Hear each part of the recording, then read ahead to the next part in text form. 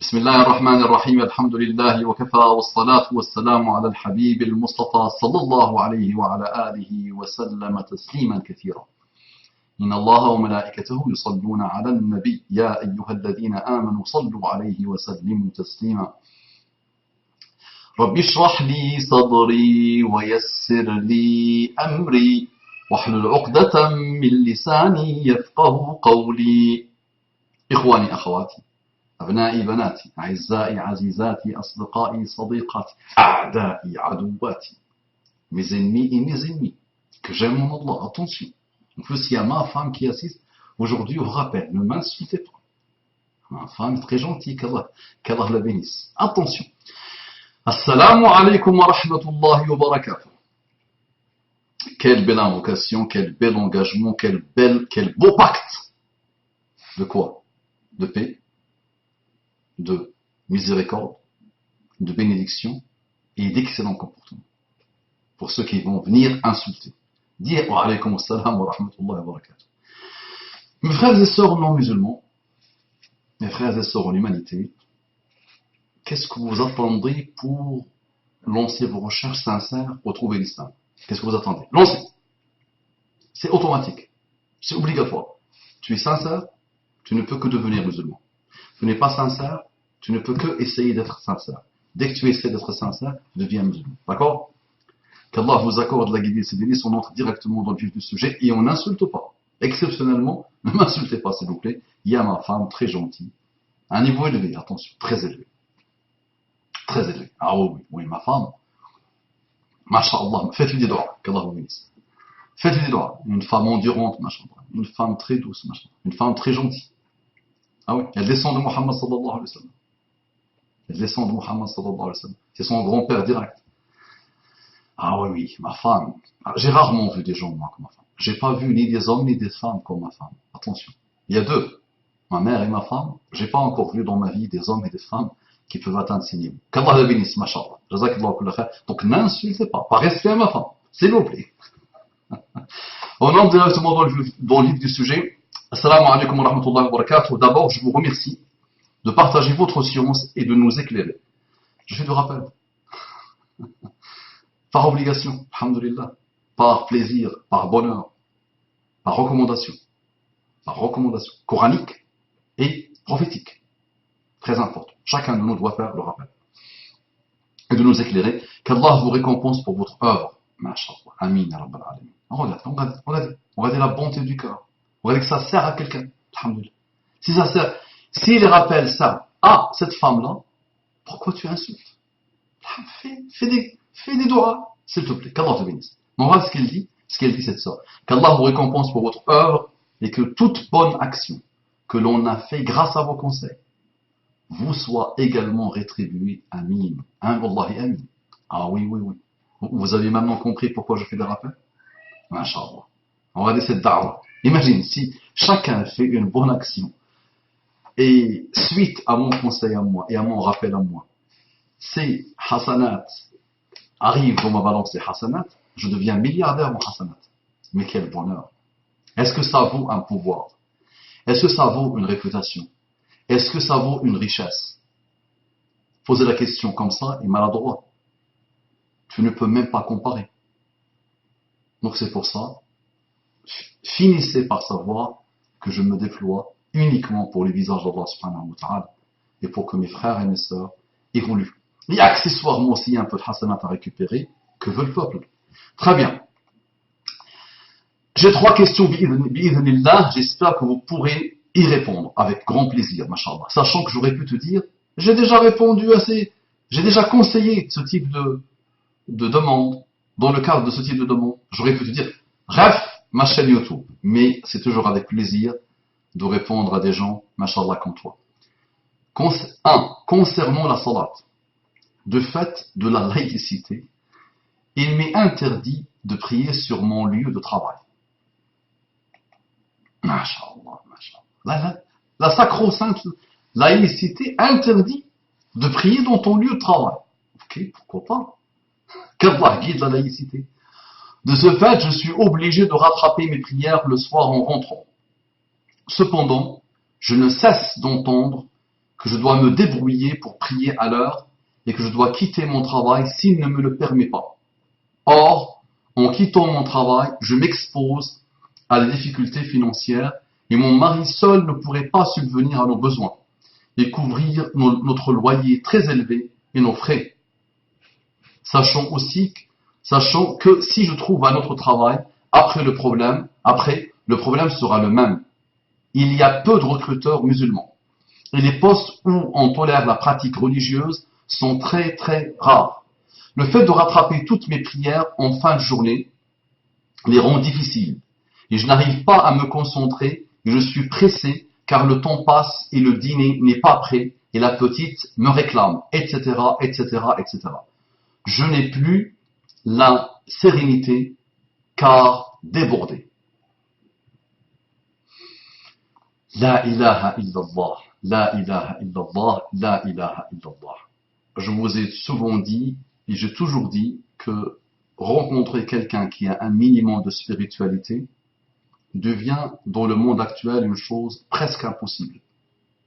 C'est l'occasion, alhamdulillah, à chaque fois que je reçois ce type de questions, je me dis, Ya Rabbi lak alhamdu, il y a encore des awliya sur terre. Il y a des saints et des saintes encore sur terre, alhamdulillah. Il y a des gens qui ont un lien fort avec Allah subhanahu wa ta'ala. Il y a des gens qui ont un qalb, un cœur, un qalb. Là, je l'ai fait à la Vandame. Vous voyez, qalb, en anglais. Il fait comme ça, lui, Vandame. Un qalb. Sauf que d'autres, ils disent un qalb comme ça. Donc, un cœur, un heart in English. Un cœur connecté avec Allah subhanahu wa ta'ala. Voilà, ça c'est rare, ça. Donc, il a l'ham. Il a le souci. Il a la souffrance qu'elle n'arrive pas à faire quelques prières à l'heure. Essayons de l'imaginer, cette sœur. Imaginons qu'elle a les horaires bureau. Donc elle va quitter après le Fajr. Elle aura déjà prié le Fajr. Elle part au travail et elle n'arrive pas à faire Dhuhr al-Asr. Elle rentre au moment du Maghrib. Le Maghrib est tardif en ce moment. Elle arrive à le faire, lui et l'Isha. Donc finalement, deux prières, ça provoque cette souffrance, qu'elle n'arrive pas à faire à l'heure, ça provoque une souffrance chez elle. Donc les conseils simples et simplistes, ah oui, tu quittes, celui qui quitte quelque chose pour Allah, Allah lui remplace par mieux. C'est un hadith, machin, et sahih. Le hadith est sahih. D'accord? Mais sortir des jugements, des ahkam de hadith, c'est autre chose. Donc moi, il me demande conseil, je ne peux que la conseiller. Premier conseil, essaye toujours, c'est facile à dire, essaye toujours de prier ta prière à l'heure. Essaye comme tu veux, comme tu peux. Et qu'Allah subhanahu wa ta'ala facilite à chacun. Nous sommes tous fautifs, nous sommes tous négligents, et qu'Allah subhanahu wa ta'ala nous pardonne.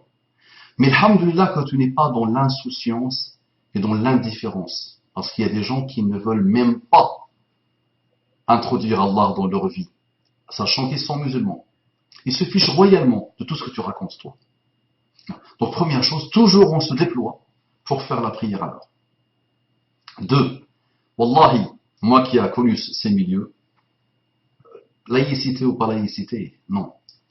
À partir du moment où vous commencez chacun dans son entreprise à dire j'ai des droits, je dois être bien dans ma vie, j'ai mes pauses, j'ai le droit à mes pauses, je veux faire mes prières à l'heure.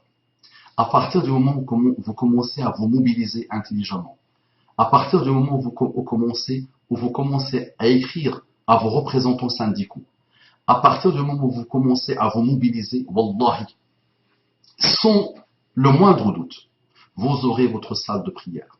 Et subhanallah, tout au long du parcours des musulmans travailleurs en France, il y a eu des entreprises qui ont compris l'intérêt que le musulman fasse sa prière. Ils ont su que finalement, ça ne va pas déborder sur le temps du travail. C'est au moment des pauses. D'accord? Donc voilà. Donc s'il te plaît, on ne peut pas... Non, moi je ne vais pas te dire, elle quitte le travail, tout ça. Je te conseille, c'est un conseil. Méfie-toi de ce qu'on appelle fatwa générique. La fatwa jeune femme, elle est individuelle. Et même, une fois qu'on t'a donné tout type de fatwa, tu demandes à ton cœur, comme dit Muhammad sallallahu alayhi wa sallam. Et tu vois, tu es la meilleure qui te connaît, et qui connaît ta situation. Personne ne peut la connaître plus que toi, et mieux que toi. Mais il y a des choses, Inch'Allah, qui pourront faire que tu pourras être bien. Donc, tu te mobilises. Tu mobilises tes représentants syndicaux. Tu commences vraiment à expliquer la situation. Vous avez des endroits dans l'entreprise où tu peux faire ta prière. D'accord? Donc, quitte le travail. Et c'est même haram de travailler. Et la femme. Ah oui, mais quitte ton travail, machallah, dans les temps modernes aujourd'hui, tu te trouves dans des situations où tu ne prieras plus. Ces gags-là qui racontent ces histoires, mais ils savent. Tu ne prieras plus. Ah oui. On vous sort des choses, subhanallah, des textes où la fatwa doit être individuelle, des textes qui, quand on les voit, ils doivent normalement s'appliquer sur tout le monde. Ah non, la fatwa, c'est pas comme ça. Toi, peut-être, tu laisses ton travail, tu perds la tête. Tu as été habitué à un certain niveau de vie, tu perds ton travail, les problèmes arrivent, le divorce arrive, les machins qui arrivent, plus de prière, plus rien. Donc non, c'est plus... Dépassez-moi ça, s'il vous plaît. Dépassez-moi ces histoires-là, ce n'est pas utile, c'est contre-productif. Et n'écoute plus ça, s'il te plaît. Et dis-toi toujours que la fatwa, elle est individuelle. Ça veut dire, toi, tu poses la question à un savant. Tu lui donnes tous les détails, parce qu'il y a des adab al-mufti, adab al-mustafti. Il y a des choses, des comportements à respecter. En tant que pour le mufti, celui qui va donner la fatwa, et pour celui qui pose la question pour obtenir la fatwa. Et s'il te donne à toi une fatwa pour le même problème, il pourra donner un autre type de fatwa à quelqu'un d'autre. Donc d'abord, la fatwa est individuelle. Partons de ce constat, de ce postulat, tout ce que tu vois sur Internet, c'est bon, éjecte. Quitter le travail, ah oui, arrêtez ça, s'il vous plaît, arrêtez ça, ça ne marche pas. Donc, s'il te plaît, Allah subhanahu wa ta'ala, il connaît ton cœur, masha'Allah, il voit ta sincérité. Tu fais des doigts pour qu'Allah te facilite. Tu te mobilises. Ensuite, petit à petit, Inch'Allah, tu m'as déclaré, tu m'as informé que tu es infirmière. Quel beau métier. Mais quel beau métier. Nous, les musulmans, nous avons besoin d'infirmières. C'est le poste que je respecte le plus dans ma vie. Wallahi, le poste d'infirmière, ça c'est un poste que moi je vois des infirmières, subhanallah, extraordinaire. Il n'y a pas mieux qu'une infirmière, subhanallah. L'empathie, la douceur, la gentillesse, mashallah. Et dans ces milieux-là, madame, moi j'ai assisté à l'accouchement de mes à l'arrivée de mes fils sur terre. 5 filles, alhamdoulilah. Et à chaque fois, j'ai pu faire ma prière tranquillement. Quand tu veux faire la prière, même dans l'endroit où la femme est en train d'accoucher, je dis Allahu Akbar, les infirmières passent, les sages-femmes passent, les aides-soignantes passent, respect total. Donc tu trouveras aussi des infirmières compréhensives à qui tu expliqueras la situation, elles vont bien le prendre. C'est 5 minutes ma prière. Donc il y a pas mal de choses. Arrêtez d'avoir peur. Et j'ai souvent raconté l'anecdote, comment je partais faire un entretien de travail. Je disais, monsieur, vous avez un endroit dans lequel je peux prier ou pas? J'ai besoin d'un endroit pour prier. Direct, dans l'entretien d'embauche. Vous avez besoin de moi. Vous pensez que j'ai besoin de vous? Non? Ah ben moi je veux prier. Et wallahi, j'avais la possibilité, dans 2 ou 3 entreprises différentes, j'avais des endroits pour prier, ça ne posait pas de problème. Et je leur dis, si vous ne voulez pas, je quitte, je pars à la mosquée, perd de temps pour vous et perd de temps pour moi, et voilà. On ne gagne pas, c'est pas productif. Donc, on va marcher une demi-heure, 3 quarts d'heure, pour trouver la mosquée. Donc, n'ayez pas peur. Sachez que le fait religieux commence à mobiliser en France. Il y a des médias qui parlent de faits religieux en entreprise. Oublie la sacro-sainte laïcité. Il y a un règlement intérieur dans l'entreprise. Et il est souple. Et le seul intérêt de ton patron en entreprise, c'est quoi son seul intérêt? C'est que ce soit productive, heureuse. Heureuse, productive. Productive, heureuse. Aujourd'hui, les entreprises ont prévu tout. Tout. Tu peux même faire ta sieste. Tu peux même jouer au baby foot. Tu peux même utiliser l'entreprise comme crèche pour tes enfants. Ils ont mis tellement de choses pour que le salarié soit bien, heureux, pour produire. Donc, il faut absolument que tu parles avec ton manager, tu parles avec tes collègues pour que tu sois bien. J'ai besoin de 10 minutes. 5 minutes pour la prière de Dhuhr, 5 minutes pour la prière de Asr. 10 minutes. Sur ma pause café, sur ma pause cigarette, sur ma pause blablabla. D'accord? Ils tiennent à toi. Tu es fonctionnaire, machallah. Je pense que tu es fonctionnaire infirmière. Si tu es infirmière dans le monde privé, sache aussi qu'il y a tellement de possibilités, même dans le monde privé. Et après, s'il te plaît, au fur et à mesure, tu peux aussi passer les examens nécessaires pour que tu puisses aussi devenir ta propre patronne. On a besoin d'infirmières indépendantes. Ça paye bien, alhamdoulilah. Et comme ça, tu géreras ta vie. Donc, n'ayez jamais peur. Défendez vos droits. Oubliez cette sacro-sainte laïcité, parce que la sacro-sainte laïcité ne t'oblige pas à être malheureuse. Elle est juste biaisée aujourd'hui. Elle est juste mal présentée, mal expliquée. D'accord? La laïcité, c'est respect des religions. Ils vont me dire, ah, tu défends la laïcité. Là, c'est les colliers maqam il maqal. J'essaie d'expliquer et de répondre à la sœur. Ça marche? Donc, il y a tellement de choses que tu pourras faire, Inch'Allah, petit à petit. Et je suis sûr et certain que tu viendras dans 3 à 6 mois me dire, Abou Oumama, j'ai commencé à dire, voilà, je suis votre salarié. Vous savez que je suis une femme d'honneur et d'engagement. Vous avez vu la qualité de mon travail. Vous avez vu ce que je peux produire. Vous avez vu que tout le monde est content de moi. J'ai 3 ans, 5 ans, 10 ans d'expérience. Vous avez vu? Maintenant, moi je vous demande une chose. Je suis un peu tristounette, un peu malheureuse. Tu peux même écrire, s'il te plaît. N'aie pas peur. Explique. Et tu expliques à tes collègues, Inch'Allah, et tu vas voir qu'elles vont t'aider. Elles vont se mobiliser pour t'aider, Inch'Allah. Ça marche? Et si elles ne se mobilisent pas, tu te mobilises seul. Et petit à petit, tu vas y arriver, Inch'Allah. D'accord? Qu'Allah te bénisse. J'espère que j'ai répondu à ta question, ta première question. Et toujours dua, alhamdoulilah, et n'oublie pas qu'Allah subhanahu wa ta'ala voit ce cœur qui veut s'apaiser par la prière, qui, dans une connexion, mashallah, avec Allah subhanahu wa ta'ala, et qui a une spiritualité malgré la difficulté du monde moderne, malgré les pressions, malgré les problèmes, malgré les responsabilités. Mais quelle femme tu es, mashallah. Mais quelle femme tu es, mashallah.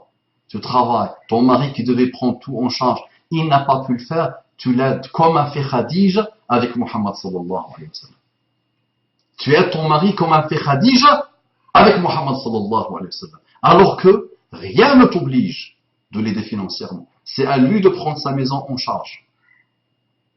Et si tu ne veux pas travailler, c'est à lui de prendre des décisions pour que s'il faut vivre avec 1000 euros, 2000 euros par mois, vous vivez avec 1000 euros, 1200 euros. Maintenant, tu travailles pour l'aider, personne ne t'a obligé à le faire, la religion islamique ne t'oblige pas à le faire, mais avec l'ihsan, l'excellence, la bienfaisance, tu aides ton mari, qui est comme toi. Wallahi, qui est comme toi, mashallah. En plus, mère de famille. Ça veut dire que tu travailles à l'extérieur, tu travailles à l'intérieur. Lui, il rentre le soir. Il fait quoi? Il rentre le soir, il fait quoi? Il se pose devant la télé. Et il regarde le foot. Il regarde ses émissions. Toi, tu rentres du travail, subhanallah, tu lui prépares à manger. Tu nettoies sa maison. Tu t'occupes de ton enfant. Tu t'occupes de la paperasse. Tu t'occupes de tout, mashallah. Mais qui est comme toi? Mais c'est toi la sainte, mashallah. C'est toi la femme qui a tout compris, mashallah, de la religion d'Allah. C'est toi la science. La vraie science. C'est ça la vraie science. Blablabla, bla, bla, tout le monde sait faire. Toi, mashallah, tu es dans l'acte, dans l'œuvre, dans l'action, mashallah.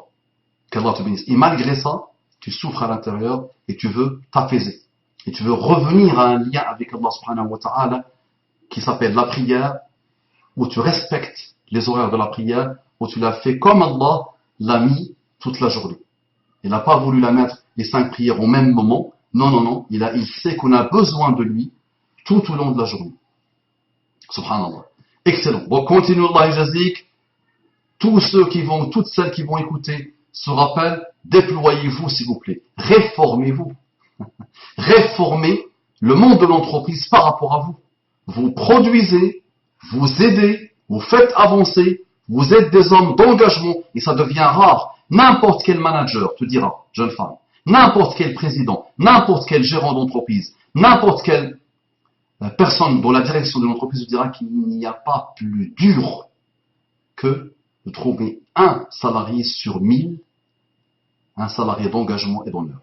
Maintenant, ils t'ont trouvé, ils doivent aussi te remercier. Ils doivent aussi te montrer qu'ils pensent à ton équilibre, à ton harmonie interne et intérieure. D'accord? Donc, ils vont devoir faire le nécessaire, mais ne reste pas les bras croisés en attendant qu'eux vont faire quelque chose. D'accord? C'est à toi de te mobiliser, Inch'Allah.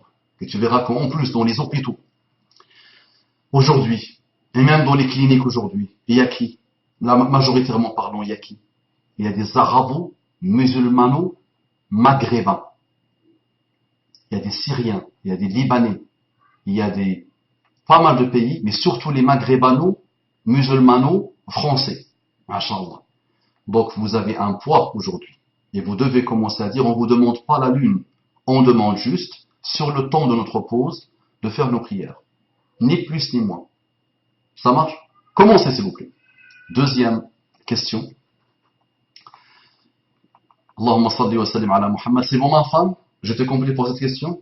Qu'Allah te bénisse. Ma femme, machallah, ne rate pas une prière à la seconde près qu'Allah la bénisse. Mais Allah subhanahu wa ta'ala, elle, c'est une autre situation. Machallah. Elle est dans une autre situation. D'accord? Toi, tu es dans un autre type de jihad, subhanallah. Tu es sûrement plus mujahida que ma femme. Tu es vraiment plus mujahida que ma femme. Qu'Allah te bénisse. Ça marche? Donc peut-être le ajr est multiplié. Multiplié par, subhanallah. Ça marche? Qu'Allah te facilite. Le problème se pose aussi avec mon voile. Il m'est interdit de le porter sur mon lieu de travail. Je l'enlève donc en arrivant et le remets en partant. Et je ne cesse de lire des avis qui disent que je dois quitter mon travail car je désobéis à Allah. Je ne le peux pas. Pour les raisons déjà dictées, déjà citées. Dictées, c'est un lapsus révélateur. Je fais beaucoup de dictées avec mes étudiants, c'est pour ça. Des centaines de dictées maintenant citées, je dis dictées, tu vois, masha'Allah.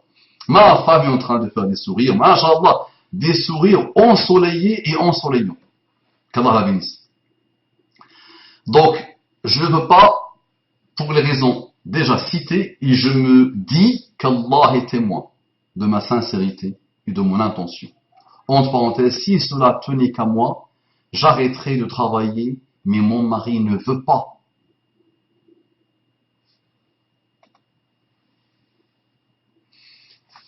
Tu vois, il y a des sœurs jeunes femmes qui mettent sur Facebook des photos d'elles presque nues. Il y a d'autres qui mettent des photos d'elles, parfois avec le hijab, avec la chicha, en train de faire des ronds avec la fumée. Et il y a d'autres qui mettent des photos à elles dans des grosses limousines avec des bouteilles de vin. Et elles sont dans une insouciance infinie. Elles pensent qu'elles sont éternelles et que le monde a été créé pour leurs beaux yeux. Elles ne se posent pas de questions. Regarde-toi, mashallah. Regarde ces remords. Regarde cette sincérité. Regarde cette... Donc, jeune femme, on ne va pas redire les choses. On ne va pas refaire le monde par rapport à cette problématique de hijab.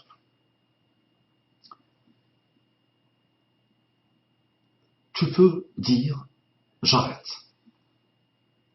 Si tu sais le faire, arrête. Rentre chez toi.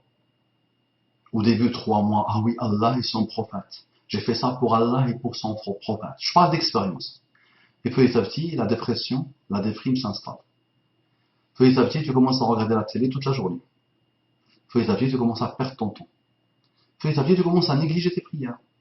Petit à petit, tu deviens une chose, un parasite, qui vit sur la dos de la société, qui ne fout rien et qui ne fait rien. Et là, je l'ai fait pour Allah et son prophète. Inch'Allah. Donc, pour le hijab, il y a un déploiement qui va devoir se faire sur la durée. un moyen terme, Inch'Allah, qui fera qu'un jour, vous pourrez porter votre hijab dans les entreprises en France. On va dire, oui, mais vous-même, ça ne solutionne pas mon problème. Moi, mon problème, c'est aujourd'hui. Mais je dois quand même vous attirer votre attention qu'il faut qu'à un moment donné, vous vous déployiez. Ça prendra le temps que ça prendra, mais ça viendra, Inch'Allah. Il faudra aussi créer vos propres entreprises. Moi, je gérais des entreprises à l'époque. Moi, à compétence égale, si je vois une jeune femme qui avait besoin d'un travail avec son hijab, qu'est-ce que ça me coûte moins qu'elle travaille avec son hijab? Elle est compétente. Et j'ai eu des gags des fois, subhanallah, surtout une fois, avec une qui portait le hijab, en qui j'ai fait confiance, mais il m'a rendu la tête par là. D'accord? Incompétente malheureusement. Et malade mentale en plus. Donc, déployez-vous s'il vous plaît sur la durée. Créez vos business. Commencez à parler de votre religion, à la présenter, à montrer que vous êtes digne et à la hauteur de la religion d'Allah subhanahu wa ta'ala. Maintenant, toi-même, tu le dis, ton mari refuse que tu changes de travail, que tu sors du travail. Il a besoin de ton travail. Toi aussi, tu as besoin de ce travail. Si vous le perdez, vous risquez des choses insoutenables et personne ne viendra vous aider. Nous sommes dans un monde où il n'y a plus la tribu, où il n'y a plus la famille, où ton propre frère et ton propre frère et ton propre frère et ta propre sœur et ta propre sœur te verront en train de mourir et ne t'aideront pas. Chacun est livré à lui-même. D'accord? Donc on place notre confiance à Allah subhanahu wa ta'ala. Nous avons une cause de rizq. D'accord? Le rizq, comme disait Omar ibn Khattab, ne descend pas. C'est pas du dhahab et de la fidda qui tombe du ciel. Il faut se déployer un peu. Il faut faire l'asbab. Il faut faire les causes. D'accord? Donc, continue, Allah yajazik. Si tu ne peux pas, continue à essayer de trouver des solutions, Inch'Allah, pour trouver un travail où ils accepteront ton hijab, ou deviens toi-même ta propre patronne, Inch'Allah. En indépendant, tu pourras trouver, c'est très recherché, je te dis, les infirmières indépendantes, c'est pas à toi que je vais dire ça, elles sont très recherchées, ça paye bien. Ça marche, une autre voisine à nous a fait ses études là, alhamdoulilah, elle est presque en train de finir, et machallah, elle va avoir son cabinet, indépendante, elle gérera sa vie comme elle veut. Et même pour l'éducation des enfants, ça facilite les choses. D'accord. Maintenant, tu me dis, je peux mettre mon hijab dans un autre travail que j'ai trouvé, bismillah, lance. Dans une clinique, ils acceptent le hijab, aussi continue toujours à chercher. Dans un service, ils acceptent le hijab, continue à chercher. Tu peux te mettre dans un service où tu as contact qu'avec les enfants, essaye. Après, tu essayes comme tu peux, pour toujours rester avec un maximum de pudeur. Sachant en plus que les habits, les vêtements des infirmières sont des vêtements pudiques en général. Globalement, vous mettez la chose ici, arrange-toi pour la mettre d'une manière pudique, et Allah yisalik, Allah te facilite subhanahu wa ta'ala. D'accord? Ça marche? Ok. Donc, au total, on me dit, tu n'as qu'à faire la hijra. Je ne sais pas où aller, comment vivre, et quoi faire. Et surtout, mon mari refuse, il ne veut pas prendre de risque, de tout quitter alors qu'il n'a aucun projet, ni objectif, ni opportunité ailleurs. Jeune femme, arrêtez avec cette histoire de hijra. S'il vous plaît, arrêtez avec cette histoire de hijra. Arrêtez de vous mentir à vous-même. Arrêtez de vous mentir à vous-même. La France est ton pays. Aimez votre pays, arrêtez de devenir fou. Vous n'aimez plus vos parents. Vous n'aimez plus vos voisins. Vous n'aimez plus vos professeurs. Vous n'aimez plus vos savants. Vous n'aimez plus votre pays. Vous aimez plus, vous êtes fou. Wallahi, vous êtes fou. Aimez votre pays, la France est ton pays. Difficile ou pas difficile, c'est mieux que l'écrasante majorité de tous les pays du monde. Mais arrêtez de jouer. Mais arrêtez de vous mentir. Votre pays, la France, est meilleur que l'écrasante majorité du monde. Donnez-moi un exemple de pays, s'il vous plaît. Arrêtez.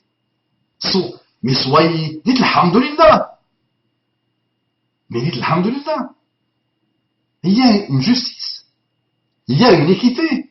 Non, il y a des choses imparfaites, mais comme tout endroit. Mais si tu compares aujourd'hui les endroits du monde, la France est bien. Tu veux partir l'Hijra, mais ils vous racontent des bobards. Mais ceux qui vous disent Hijra sont accrochés ici, ils ne veulent pas partir. Ils sont comme ça. Et moi, que tu dis, attention, moi, n'importe quel point du monde, je suis tranquille, heureux. Tranquille, moi. Moi, je ne vois pas moi. Moi, dans n'importe quel endroit du monde, machallah, il y a mes livres. Je me mets mes livres, alhamdulillah, tranquille. Pas de problème, personnellement. Donc, je vous parle de vous. Moi, c'est même pas mon pays, la France. C'est votre pays. Mais aimez votre pays, Allah yajazakum bi khair. Qu'Allah vous facilite et qu'Allah vous bénisse. Ouh, Hijra. Hijra. Ici, ils dit. Hijra. Faut faire Hijra. Dis-la, s'il te plaît. Dis Hijra. Et après, on parle. Corrige d'abord, et après, on parle. Ils s'accrochent. Wallah, ils ne veulent pas partir. Ils s'accrochent. Hijra. C'est la solution de tous les problèmes. Non. Déployez-vous. Travaillez sur la durée. Nous avons besoin de vous. Les musulmans ont besoin de vous. Infirmières, médecins, avocats, notaires, travaillez, étudiez, allez là où il faut, Inch'Allah. Soyez les meilleurs, partout, d'accord? Changez les lois, ça viendra, vous allez les changer ces lois. Eh oui, vous allez les changer, Inch'Allah. Vous allez les améliorer. Vous allez leur dire que moi je veux mon hijab, moi je veux ma pudeur. Je sais que toutes les femmes sont nues, et je sais que mes cheveux ou que mon corps n'apportent rien à l'humanité. Non.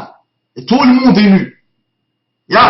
Mais malgré que tout le monde est nu, et que moi j'apporte rien à l'humanité, mon corps ou mes parties et mes cheveux et mes courbes n'apportent rien à l'humanité, mais malgré ça je le fais pour Allah, pas pour un mari, pas pour un époux, pas pour un père, pas pour un frère.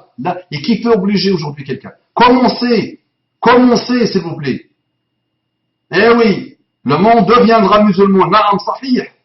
Le monde comprendra l'islam, na'am sahih. Mais il faut travailler, il faut se mobiliser, Inch'Allah. Il faut arrêter d'être sur la défensive. Ça marche? J'ai répondu, ça va, cette deuxième question? J'ai fait le tour? Maintenant la troisième, on me dit la troisième, c'est bon. Ah, c'est bon, ça c'est la troisième qui arrive. Il y a eu deux déjà. On a répondu à deux, alhamdoulilah. On a essayé de répondre à deux. J'ai répondu à trois. Hijra. Ah, il s'est rappelé, Naam, Hijra. Oui, la Hijra, il n'a pas mis ça en question. Il a mis ça en conclusion de la deuxième. Parfait. La troisième maintenant. Ce sont des conseils, madame. Je te conseille comme je conseille ma mère, mon frère, ma soeur, mes enfants, ma femme, moi-même. Je me conseille tous les jours, moi aussi. Ça marche? Et pour ceux qui disent, fais-toi, ignorance, c'est ça, bah, si ce que je lui ai dit contredit un avis d'un comité de fatwa dans le monde, d'accord? Je te donne ce que tu veux. Ça marche. Mais ce n'est que de la logique. Et il faut prendre. L'imam Malik disait que le faqih, ce n'est pas celui qui dit que c'était haram. Non, le faqih, c'est celui qui facilite, qui essaie de trouver des solutions aux gens. Sinon, la religion d'Allah devient une contrainte et les gens perdent la tête. Et les gens la quittent. Et c'est malheureusement ça. Majoritairement aujourd'hui, les gens disent que l'islam n'est pas vivable. Les musulmans le disent. D'accord? Très bien. 3. Enfin, concernant la salat de l'Isha. J'ai un problème en période de Ramadan, l'été. Entre parenthèses, en dehors de Ramadan, cela ne me pose pas de problème. Elle atteint les 23 heures. Or, en période de Ramadan, la fatigue se fait trop sentir. Et je ne tiens même pas debout après les longues journées de jeûne qui commencent à 5 heures du matin et se terminent à 22 heures.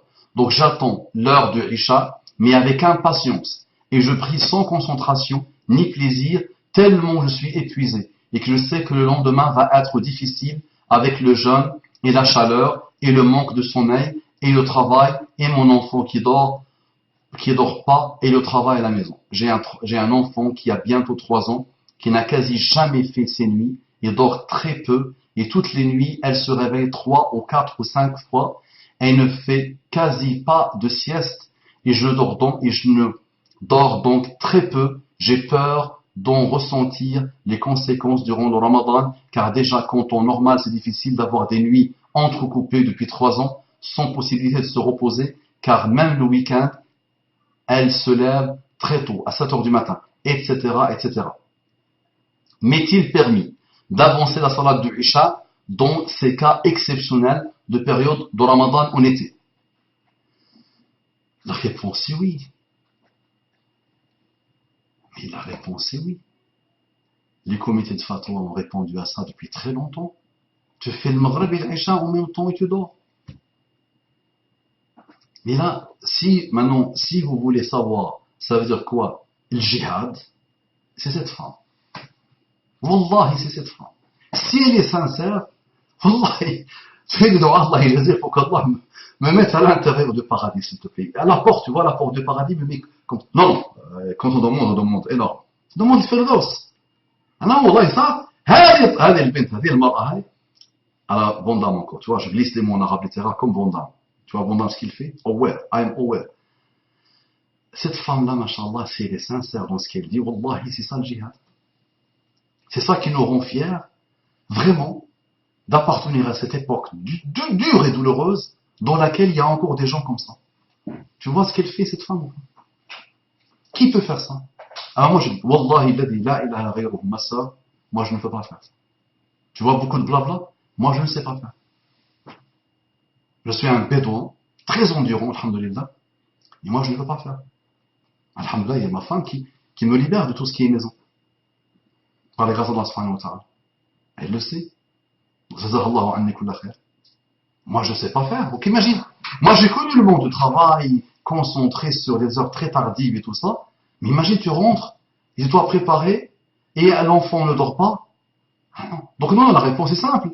Tu fais le maghrib, tu fais l'isha. En même temps, il se dort. Ça marche. Quelle te facilite. Quelle te mise. Pour cette histoire de ta fille qui ne dort pas, il y a un souci. Elle sent que tu es trop stressé. Elle sent qu'il y a un problème. Donc, change une méthode qui ne marche pas.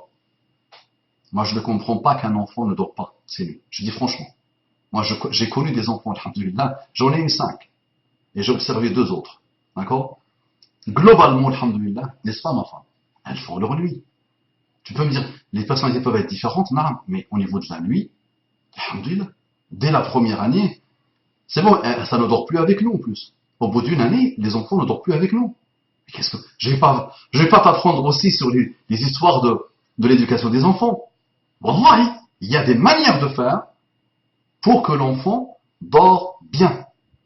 Et je te le dis par la loi des grands nombres, c'est la statistique. J'ai eu 5, tu aurais pu me dire, et j'ai eu 5 et j'ai observé 2 qui sont comme mes filles. Donc finalement j'ai 7, alhamdoulilah. Et moi je ne comprends pas ça. L'enfant ne dort pas.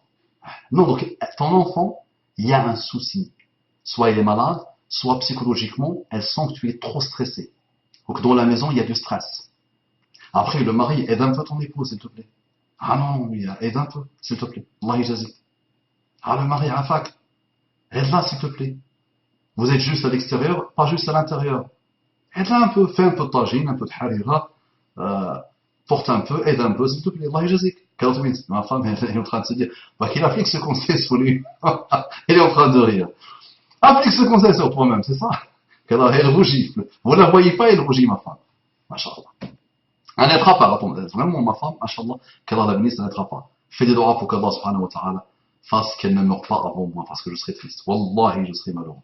Faites des doigts pour qu'elle me mette dans ma tombe, et après, si elle veut mourir, qu'elle meure tranquille. D'accord? Mais d'abord, elle me met dans ma tombe, Inch'Allah. Qu'Allah te bénisse, ma femme bien-aimée. Très bien. Donc ça, c'est parfait, j'ai répondu. Sinon, pour information, connaît-il les enfants jeunes qui sont moins endurants que nous et qui vont à l'école le lendemain dans un état d'épuisement et de manque de sommeil, car ils attendent la prière et sont déjà épuisés de longues journées de jeûne? Les enfants. Tu me dis les enfants. Donc c'est pas pubère, c'est pas adulte. Les enfants ne doivent pas faire le ramadan. Hein. Ils peuvent le faire pour commencer à se préparer. Non. Mais après, on choisit le ramadan aussi pour les préparer. On choisit parfois le week-end. Et si c'est un enfant, tu le tues. Personne ne te dit que c'est obligatoire pour lui. Donc, enfant, voilà. Et pour la prière, même chose pour l'adulte. Naam, tu dois, 7 ans, commencer à leur apprendre.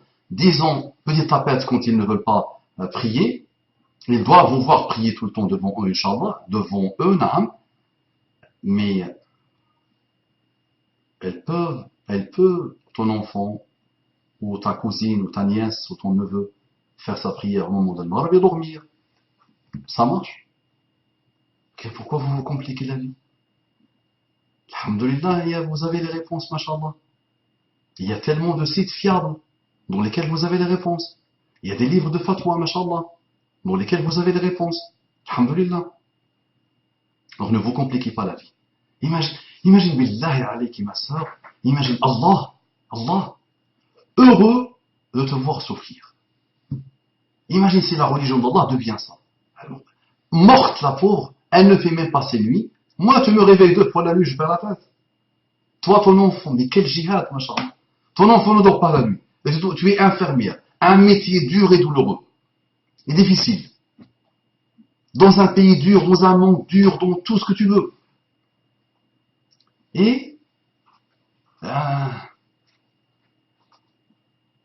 c'est pas comme ça. Il n'y a pas de contrainte dans la religion d'Allah subhanahu wa ta'ala. Din yusr, facilité. À chaque fois que ton prophète bien-aimé sallallahu alayhi wa sallam a eu le choix entre deux choses, il choisit la plus facile. Il choisit la plus simple. Il ne faut pas se compliquer la vie. Et tu vois, il y a même des mosquées en France, alhamdulillah. L'année dernière, à Lille, j'étais à Lille, ils ont fait le Maghrib et l'Isha en même temps.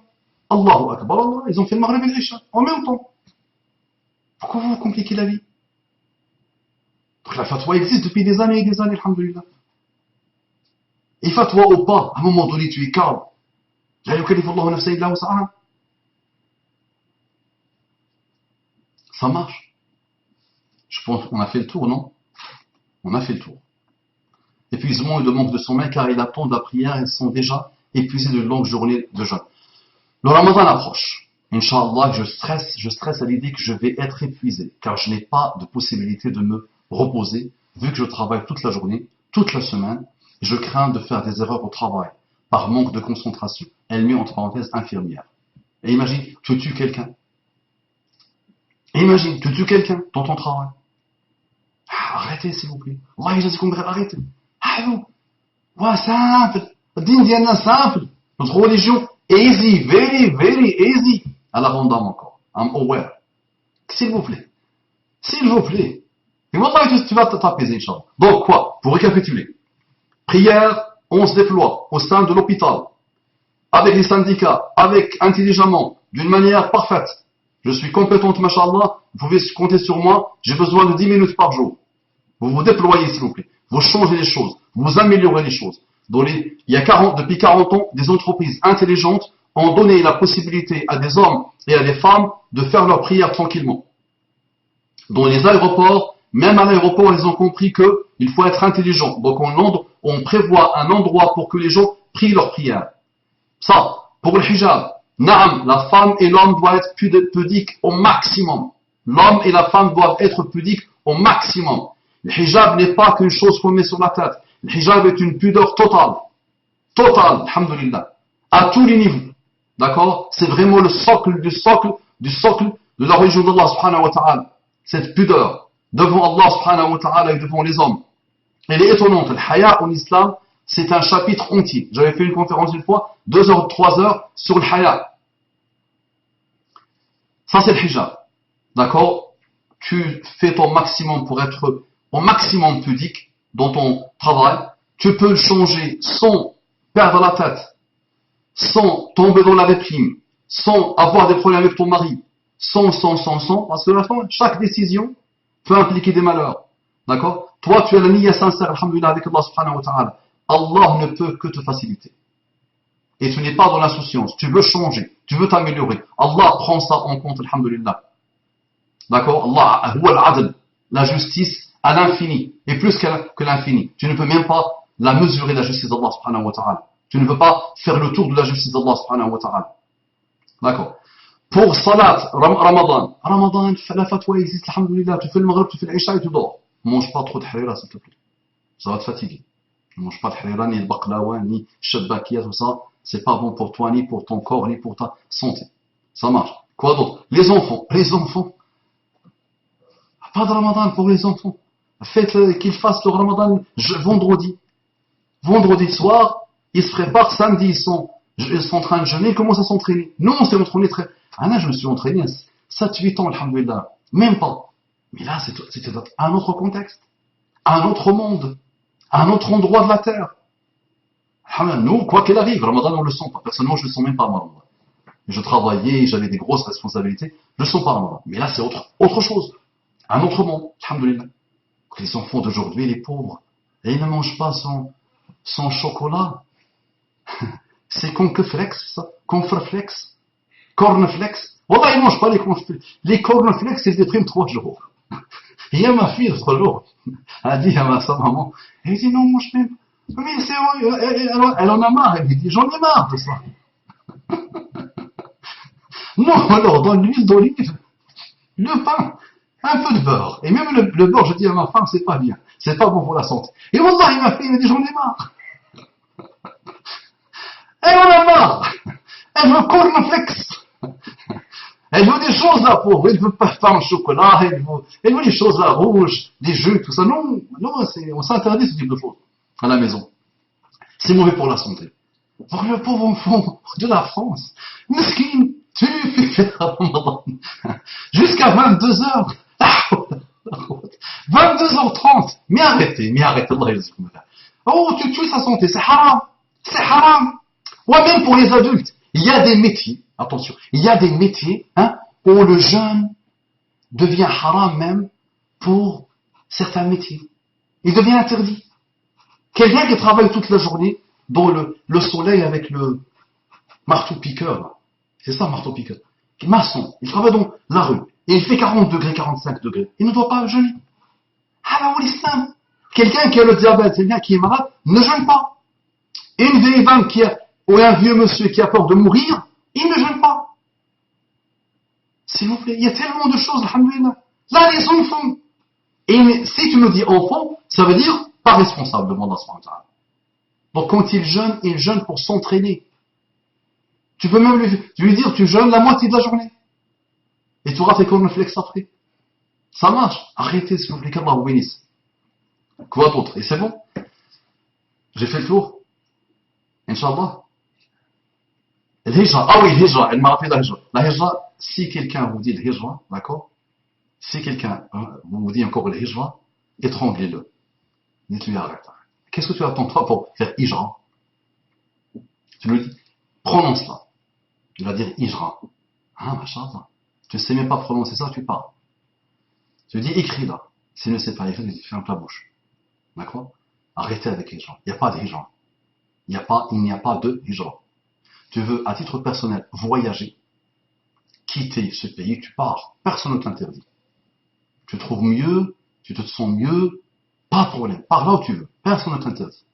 Mais dire à 55 millions de personnes, faites hijra, non, ceux qui le disent, ce sont des gens qui ne produisent rien, qui ne travaillent pas, qui vivent comme des parasites, d'accord, qui sont frustrés, qui ne prient souvent même pas, d'accord, qui sont malheureux et dépressifs, et qui n'aiment pas voir quelqu'un mujahid comme toi. Ils ne peuvent pas supporter voir des gens mujahidoun, des vrais mujahidoun, qui vivent leur contexte, qui vivent complètement, subhanallah, qui sont des hommes d'honneur sur qui, des femmes d'honneur sur qui tout le monde peut compter. Ils n'arrivent pas à comprendre ça. Donc ils disent hijra, hijra. Assalamu alaikum wa rahmatullahi wa barakatuh. Cornflakes.